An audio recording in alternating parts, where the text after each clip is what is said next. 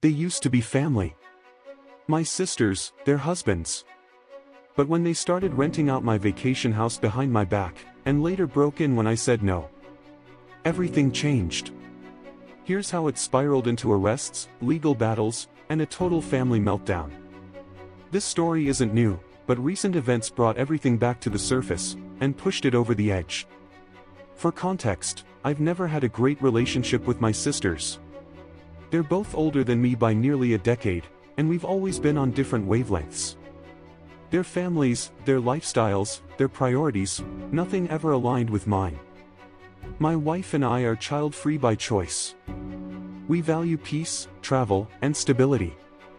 They, on the other hand, live in constant chaos, juggling kids, drama, and what seems like a never-ending game of who deserves more. So when my parents decided to throw a midsummer barbecue, make up 4th of July celebration, I wasn't thrilled. We tried to skip it, but Mom insisted. My wife gave in, thinking it'd be nice to see everyone. I should have trusted my instincts. When we arrived, the scene was classic family dysfunction. Kids running wild. My sisters and their husbands already a few drinks deep. My mom was frantically trying to keep control of the nieces and nephews, while Dad had strategically retreated to the whirlpool corner of the pool with a cooler of beer. We made small talk, grabbed a plate of food, and tried to blend in. But the atmosphere was off. My sisters immediately started commenting on our late arrival and how we were killing the vibe. I smiled politely and ignored it. Then came the moment that flipped everything. 3 of the kids, I don't even know what got into them, came running at me full speed like they were trying to tackle me into the pool. I saw them coming, sidestepped at the last second, and they went flying straight into the water. At first, it was funny. Until their moms started screaming. Turns out, 2 of the kids couldn't swim. Why were they wearing swimsuits then? Good question. I stepped back. I wasn't dressed for the pool, and others were already jumping in to grab them. The kids were fine. Wet, shocked, and bawling, but physically okay. Their parents? Not so much. The 4 of them exploded. Screaming at me. Screaming at everyone. Accusing me of trying to hurt their kids. Saying it was my fault for not letting them push me in. Apparently, the kids were filming the prank with their parents' iPhones. Both phones ended up at the bottom of the pool. One of my brothers-in-law, drunk and angry, jumped in to retrieve them. He failed miserably. 2 out of shape, 2 intoxicated. No one else volunteered to help. Why would they? The verbal attack continued. I told them, calmly at first, that watching their kids was their job. That I wasn't responsible for anyone's safety except my own. That didn't go over well. We left shortly after the second brother-in-law tripped while yelling at me and face-planted into the lawn. The next day, my phone was flooded with messages. Not apologies. Not concern.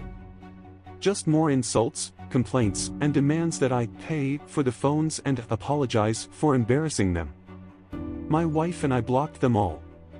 But the story doesn't end there.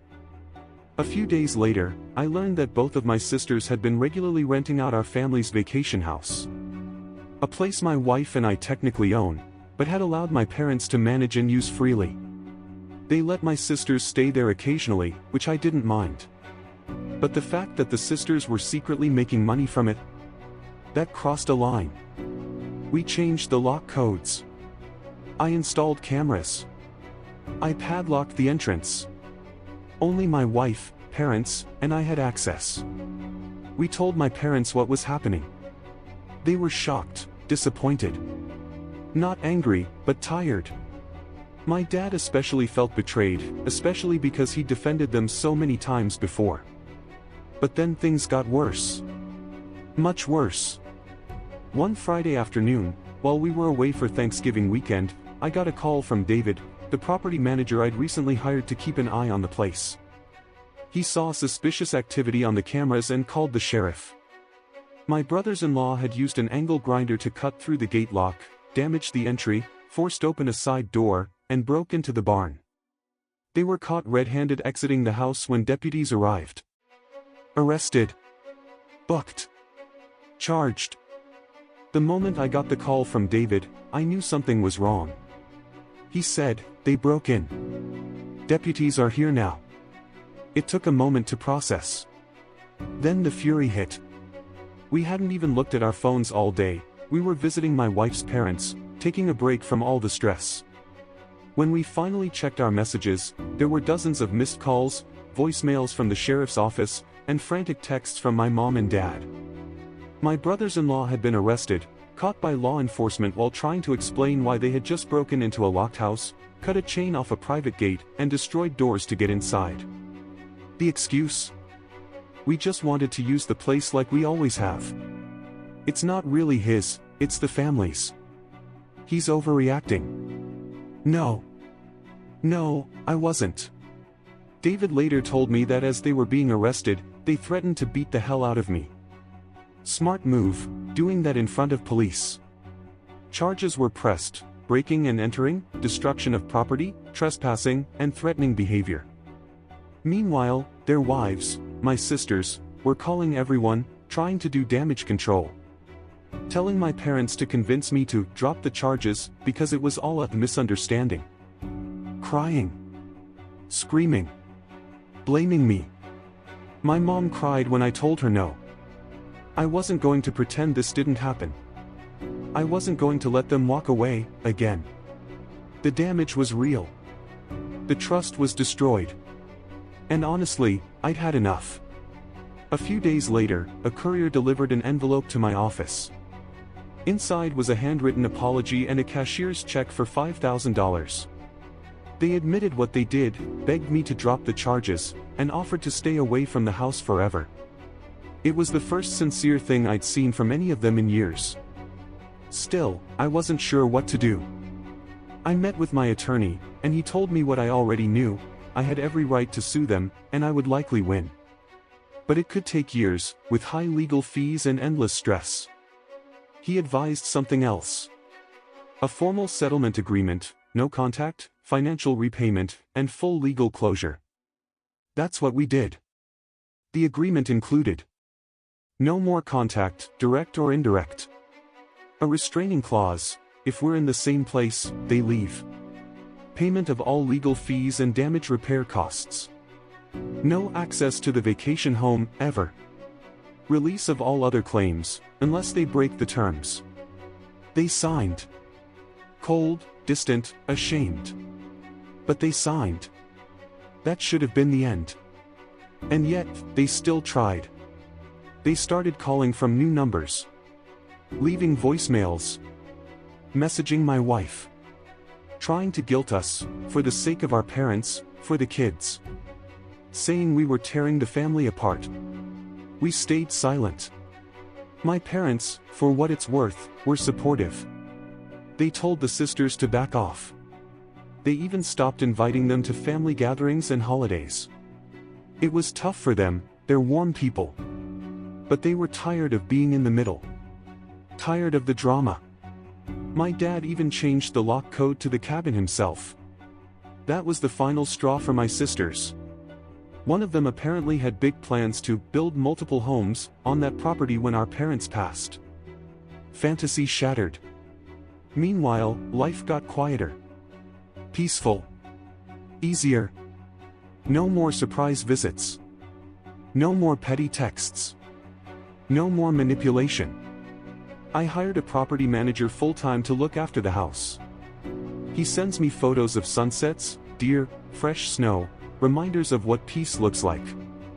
And honestly, blocking my sisters was one of the healthiest things I've ever done. They weren't monsters. But they were toxic. Entitled. Exhausting. And when pushed to their limit, they resorted to breaking into a house I bought for our parents, just to prove a point, or maybe because they thought I wouldn't push back. But I did. And I don't regret it. After the dust settled and papers were signed, I thought it was over. But some damage doesn't come from breaking a lock or busting a gate open, it comes from knowing your own family sees your generosity as a resource to exploit. The aftermath was quiet, too quiet. We didn't hear from them for weeks. My wife and I started to sleep better. My parents were calmer. Even David, the property manager, told me it felt peaceful up at the house for the first time in months. Then I learned something that nearly made my blood boil. Apparently, for the last few years, my sisters had been renting out the vacation home regularly, without telling anyone. They used online platforms, kept it off the books, and pocketed thousands. One weekend alone would bring in over $2,000. A full week? Nearly $5,000. They never paid for maintenance. Never asked permission. And they kept the illusion going, showing up from time to time like they were just using the place. Meanwhile, they were running a side business. And now, with their access revoked, they were facing refunds, angry guests, and financial panic. One of their husbands even called me at work to ask when I'd be returning their clients' money. Let that sink in. They broke into a property I own, damaged it, got arrested, and then asked for compensation for their illegal rentals. That was the last straw. I had the lawyer add more terms. If they ever tried to rent or access the house again, the deal would be void. I'd sue for every penny. In the following weeks, their lives started to unravel. One of them had to return leased vehicles and sell their jet skis. The husband with a security clearance at work was put under review. The perfect image they clung to began to crack. Meanwhile, my wife and I kept our distance. She had zero tolerance left. I admired her for that. My parents, surprisingly, were fine with the new boundaries. In fact, I think they were relieved. My dad finally admitted he'd been afraid of speaking up, worried he'd alienate his daughters. But after the break-in, he saw the truth. They weren't just entitled. They were dangerous. We're still no contact. Occasionally I hear from friends or distant relatives that my sisters are struggling emotionally or trying to rebuild bridges. Maybe they are. But I'm not crossing any more of them. Not after they tried to burn everything down. So, where does this leave us?